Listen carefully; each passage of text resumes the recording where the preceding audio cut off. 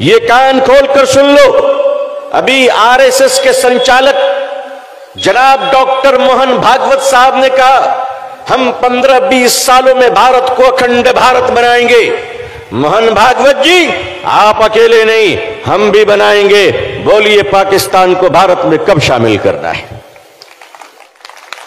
बोलिए बांग्लादेश, श्रीलंका, मालदीव, पहाड़ के ऊपर भूटान, ये लेफ्ट साइड में नेपाल, अफगानिस्तान को भारत में कब शामिल करना है? हम तो चाहते हैं कि लाहौर और कराची भारत का हिस्सा बन जाए ताकि कोलकाता से ऑटो लेकर रांची जा सके। कराची से परिष्कार और साफ लफ्जों में पूछना चाहता हूं, हिंदू राष्ट्र का मतलब क्या है? आपको बताना चाहिए।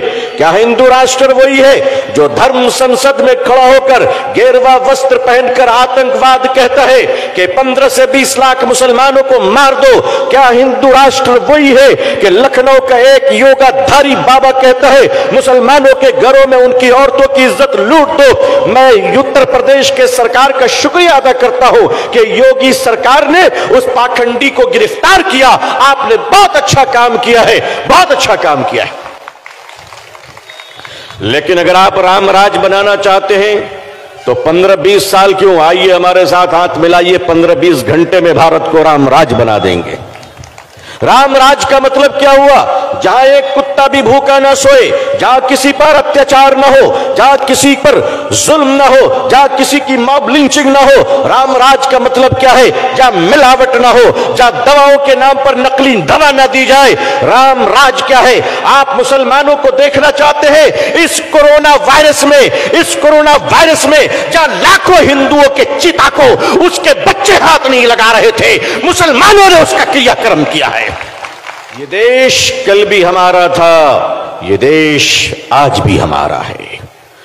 कुछ लोग मरने के बाद दरिया के पानी में बह जाते हैं, हम मरकर भी कब्र में लेटकर भारत की रक्षा करते हैं। तुम्हारे अंतिम संस्कार हम करें, तुम्हारे चिता को अग्नि हम दें और तुम हमारे घरों को बुलडोजर से तोड़ते हो। भारत संविधान से चलेगा, बुलडोजर से नहीं चलेगा। कि दिलों में अब कोर्ट की इज्जत नहीं है। अरे हमसे पूछो, बाबरी मस्जिद तुमने छीन लिया, हमने सीने पे पत्थर रखकर कोर्ट के फैसले का सम्मान किया है। हम कोर्ट के फैसले मानते हैं तो मस्जिद को भी दे देते हैं, बर्दाश्त कर लेते हैं। आप बुलडोजर चलाते हो तो ऑनरेबल सुप्रीम कोर्ट के ऑर्डर की भी इज्जत नहीं करते। ये देश कहां जा रहा है?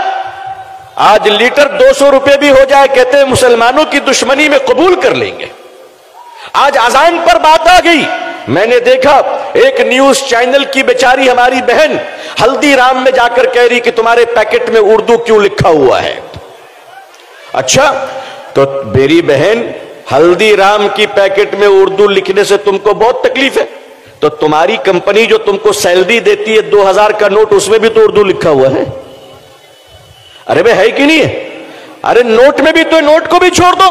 आज इनको अजान से तकलीफ है, कहते हैं अजान क्यों हो रही? अजान आज पहली बार हो रही है। अरे अजान है तो भारत जिंदा है, भारत जिंदा है।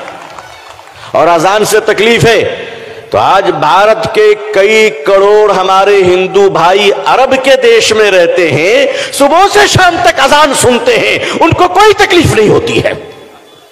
वो अजान सुनते कि नहीं सुनते? वो अजान सुनते, मगर रियाल मिले तो अजान कबूल है, दीनार मिले तो अजान कबूल है, दिरहम मिले तो अजान कबूल है। भारत आते ही पता नहीं कान में अजान से तकलीफ क्यों होने लगती है। भाई हम तो कहते हैं कि अजान देने से शैतान भागता है ना? हम अजान देंगे जिसको भागना है बाबू। आपका हिंदू राष्ट्र बाबा साहब अंबेडकर के संविधान को नहीं मानता, अगर आपका हिंदू राष्ट्र भारत के वंचित बहुजन समाज, दलित समाज को अगर स्वीकार नहीं करता है, उन्हें सम्मान नहीं देता है, तो भारत का मुसलमान भी ऐसे हिंदू राष्ट्र को स्वीकार नहीं करता है। लो, हम अपने धर्म की भी रक्षा करेंगे और इस देश की भी रक्षा करेंगे और देश के हिंदू भाइयों से प्यार करते हैं, करते रहेंगे।